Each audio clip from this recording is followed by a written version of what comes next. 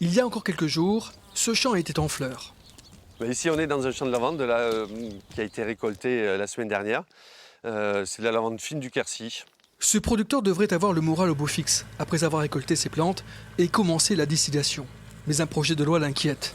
L'Union européenne a décidé de durcir la législation sur l'utilisation de certaines molécules chimiques classées comme allergènes, cancérogènes ou encore comme des perturbateurs endocriniens. Or, depuis 2006, les fabricants d'huiles essentielles sont considérés comme des producteurs chimiques et dans les 600 molécules qui composent leurs produits, certaines sont visées par cette future loi. Est-ce que vous vous sentez producteur de produits chimiques le matin quand vous faites votre tisane avec du thym? Vous avez ramassé votre thym dans le jardin, vous la mettez dans de l'eau et vous êtes en train d'extraire des molécules de ce thym. Est-ce que vous vous sentez producteur de produits chimiques? Je pense pas, mais nous non plus. Pour ce producteur, même si le vote de cette nouvelle réglementation n'est prévu qu'en 2025, la menace est bien réelle. Alors, la lavande, bien sûr, est la plus impactée puisque c'est la plus grosse production en France. C'est la plus grosse production ici dans le Quercy aussi.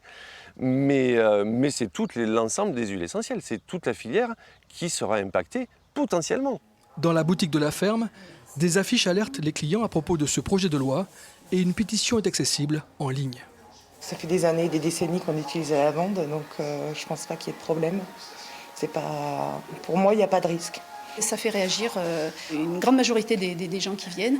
Je pense que vraiment la lavande, on s'attaque à quelque chose de culturel et les gens sont dans l'incompréhension de cette future réglementation. Pour échapper à cette future loi, les fabricants d'huiles essentielles se mobilisent pour demander à la Commission européenne de ne plus faire partie de la catégorie des producteurs chimiques.